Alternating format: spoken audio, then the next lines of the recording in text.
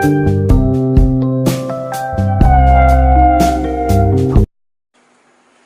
we gained, what we lost, we have to find at any cost. My name is Dilip Thakur. Welcome to my channel. And today I have come with certain accounts of the past to put it before, to let you know that the reality that we see is far from actual reality. We are going to celebrate Independence Day after a few days. It will be our 72nd Independence Day. So let me take you back 72 years to see what really happened on that day. As we know that India had been a British colony for almost 200 years. During this period, India was completely weakened, damaged and hollowed. So it was a glorious moment when the Union Jack, which represented tyranny, injustice and suppression, was finally pulled down and replaced by our Indian tricolor, which was a symbol of sweat, blood, sacrifice of our forefathers. Equally historic was the moment when our first Prime Minister, Pandit Jawaharlal Nehru, made this declaration in the Parliament that at the stroke of midnight hour, when the world sleeps, India will awake to light of freedom. And he was absolutely right. Next morning, the sunrise was same, but the light which was coming from the sun reflected totally different thing. It was the light of freedom. It was the light of a promising future. It was the light of a self-rule. But what followed was no less than a war.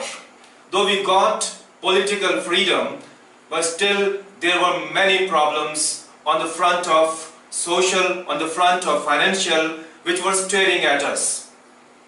The first biggest problem was how to feed our population. Our population had been growing.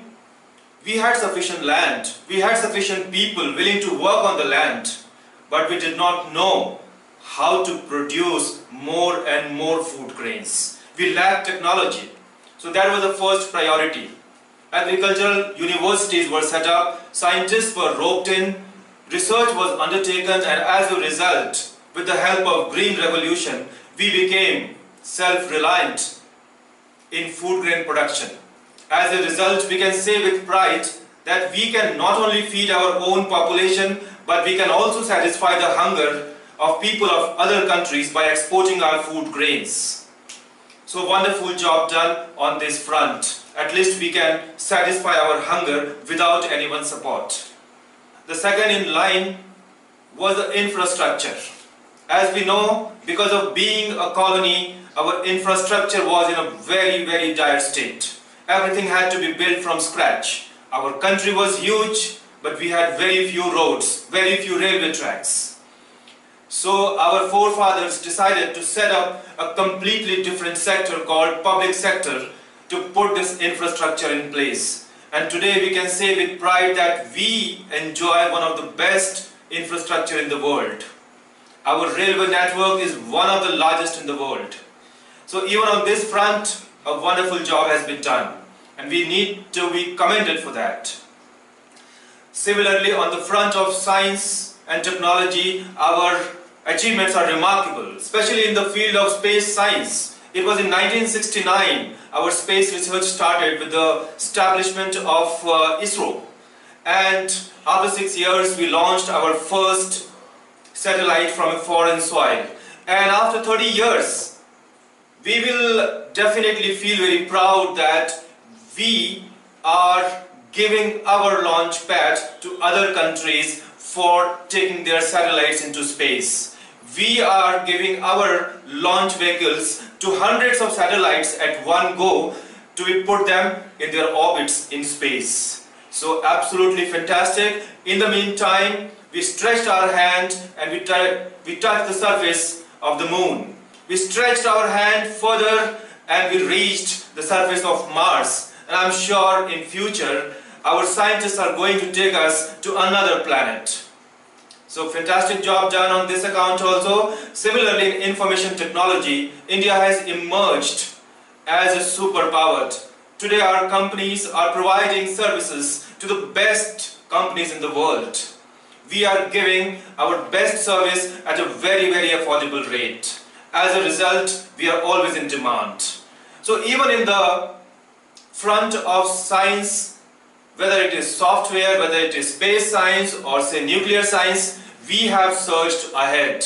We have got ahead. We have reached a point where we can really keep our head high and say that we have had a phenomenal success. But despite all these achievements, all the successes, our independence is not complete. Still there are certain things to be won, certain victories to be achieved. We still have to go a long way before we can call ourselves completely free and independent. Let me just tell you the reason behind that. Still, there are children in our country who are forced to go to workplace instead of school. Still, there are women in our country who are subjected to sexual harassment every now and then. Still, there are farmers in our country who are forced to take their own lives because they cannot repay their debt. Still, there is an innocent person in our country who is lynched to death. Still, our country is divided on the lines of caste and religion. Still, there is a discrimination between poor and rich.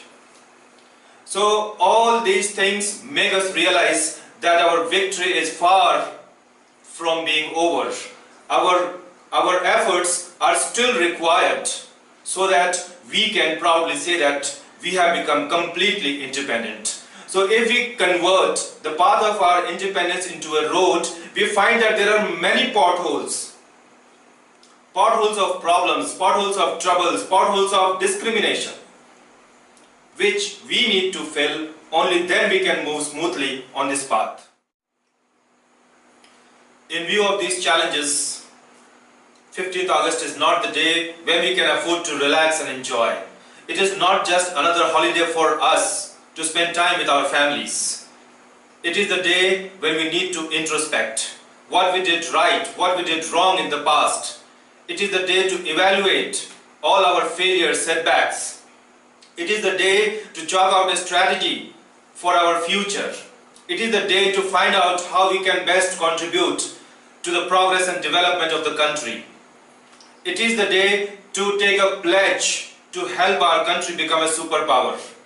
It is the day to make promises to ourselves that we will not do anything which goes against law and order of the country. So only when we realize our responsibility, when we do everything correctly, take our accountability, only then our country will reach a level where we can say that it is completely independent. Till then, we have to be on our toes, we have to keep struggling, keep working, we have to really continue with our efforts, and we should not stop till the time all these problems are solved in our country. So I want to come to the end of this speech with couplets. The first couplet goes like this: let's do our work and hope for the best. Till the goal is achieved, how can we rest? A few setbacks and achievements are some, so our real independence is yet to come. Our real independence is yet to come.